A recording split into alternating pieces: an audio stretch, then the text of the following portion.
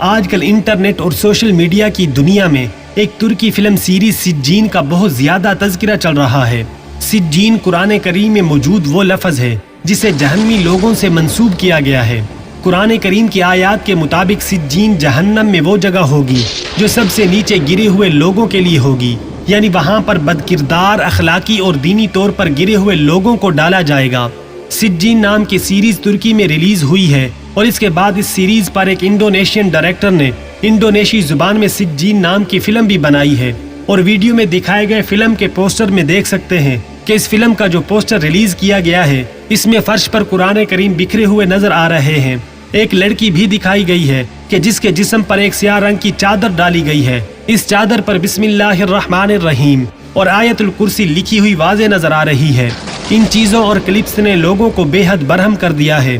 وہ کھل کر اس فلم کو تنقید کا نشانہ بنا رہے ہیں۔ اس فلم میں آیا گستاخی ہوئی ہے یا نہیں، اور اس فلم کو بنانے کا مقصد کیا تھا، تو یہ سب کچھ ہمیں فلم دیکھنے کے بعد میں ہی سمجھ آتا ہے۔ آج ہم آپ کو بتائیں گے کہ دراصل اس فلم میں کی ہوئی گستاخانہ حرکتیں کون کر رہا ہے اور یہ سب کچھ دکھانے کا مقصد کیا ہے۔ اس کے ساتھ ساتھ ہم اس بات کا بھی جائزہ لیں گے کہ معاشرے پر اس فلم کے دکھائے ہوئے کنٹینٹ اور پیغام سے بچوں اور خاص طور پر نوجوان نسل پر کیا اثر پڑے گا۔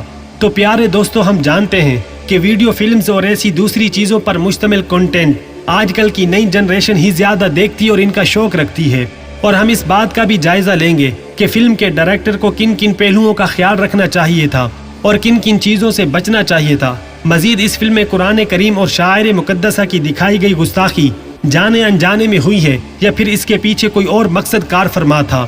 ان تمام تر سوالات کے جوابات جاننے کے لیے اس ویڈیو کو شروع سے لے کر آخر تک خود بھی دیکھیے اور اپنے دوستوں کے ساتھ بھی شیئر کیجیے۔ پیارے دوستوں، سجین نام کی یہ فلم دراصل ایک لڑکی کی کہانی ہے۔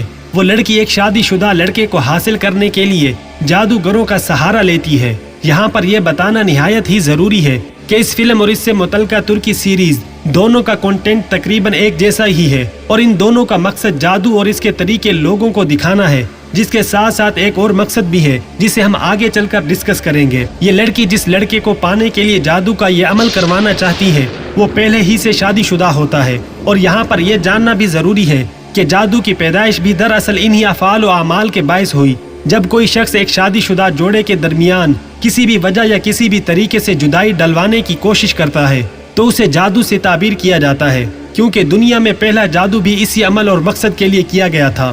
پیارے دوستو، یہ کام یعنی کہ میاں بیوی کے درمیان جدائی ڈالنا اللہ رب العزت کو بے حد ناپسند ہے، اور اس کے کرنے والے پر اللہ رب العزت کا قہر نازل ہوتا ہے۔ جب یہ لڑکی اس طرح ایک جادوگر عامل کے پاس جاتی ہے تو وہ اسے ایک عمل بتاتا ہے اور خود بھی اس سے ایک خاصی بڑی فیس لے کر اس کے عوض جادو کا ایک عمل کرنے کی حامی بھر لیتا ہے۔ اس فلم میں دکھایا گیا ہے کہ کیسے جادوگر قرآن کریم کی آیات کو الٹا لکھ کر جادو کرتے ہیں اور کئی دن جان بوجھ کر گندگی کی حالت میں گزارتے ہیں۔ یہی نہیں بلکہ اس فلم میں یہ بھی بتایا گیا ہے کہ جادو کے کسی بھی عمل کے دوران شیطان کو خوش کرنے کے لیے جان بوجھ کر ایسے گندے اور شرمناک کاموں کا ارتکاب کیا جاتا ہے کہ جن سے اللہ رب العزت نے منع فرما کر انہیں حرام قرار دیا ہے۔ ان کاموں میں زنا، شراب نوشی، گندگی میں لتھڑے رہنا اور دیگر نہایت ہی کبھی اور خوفناک جرائم یعنی کہ معصوم بچوں کا قتل اور دیگر خونی کام بھی شامل ہیں۔ جادو کرنے والے یہ تمام کے تمام تر کام شیطان کو خوش کرنے کے لیے کرتے ہیں۔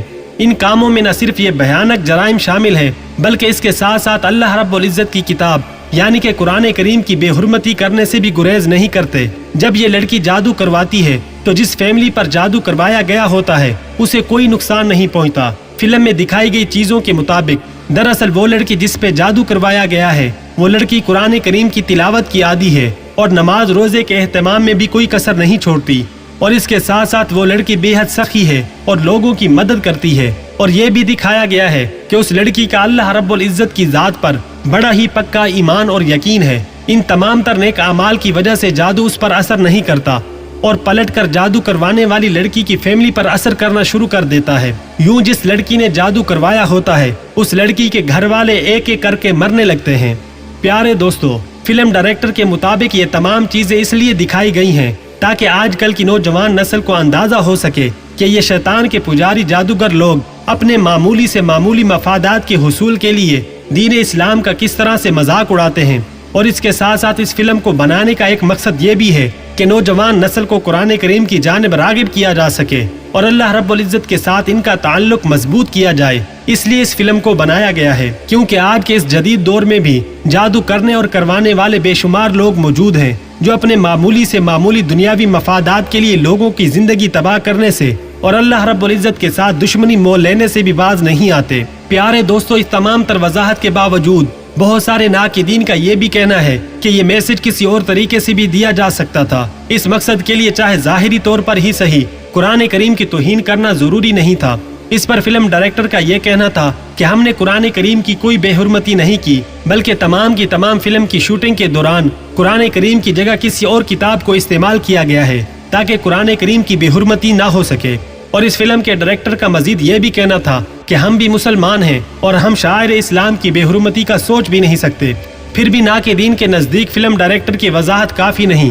ان کا یہ کہنا ہے کہ چاہے کوئی اور کتاب ہی کیوں نہ ہو، اس سے نوجوان نسل کے ذہنوں میں دین اسلام اور شاعر اسلام کی بے حرمتی ایک معمولی چیز بن جائے گی، اور ہم جس طرح سے اپنے دین کی تکریم کرتے ہیں اور اس کی عزت کرتے ہیں یہ ہماری نوجوان نسل نہیں کر پائے گی۔ ہم بھی کسی حد تک ان تمام تنقید کرنے والوں یعنی کہ ناقدین سے متفق ہیں اور یہ سمجھتے ہیں کہ کم از کم اس طرح کی چیزیں بتا دی جاتی تو زیادہ بہتر تھا۔ ان تمام تر چیزوں کو سکرین پر دکھانا ضروری نہیں تھا، یعنی کہ تمام تر وجوہات کی بنا پر ہم بھی یہی رائے دینا مناسب سمجھیں گے کہ اس فلم کو کچی عمر کے نوجوان لڑکے لڑکیوں کو نہیں دکھانا چاہیے۔ بچوں کو تو یہ فلم دکھانے کا سوال ہی پیدا نہیں ہوتا۔ اس کے ساتھ ساتھ ہم یہ بھی سمجھتے ہیں کہ مستقبل میں کسی بھی ایسی فلم یا ویڈیو کنٹینٹ کے لیے اس بات کا خیال رکھا جانا بے حد ضروری ہے کہ دین اسلام کی بے حرمتی کسی بھی طرح ایک معمولی مسئلہ بنا کر پیش نہ کی جائے۔ تو پیارے دوستو، یہ تھی ہماری آج کی ویڈیو، لیکن اس حوالے سے آپ دوستوں کی رائے کیا کہتی ہے نیچے کمنٹ میں ہمارے ساتھ ضرور شیئر کیجیے گا۔ السلام علیکم ورحمۃ اللہ وبرکاتہ۔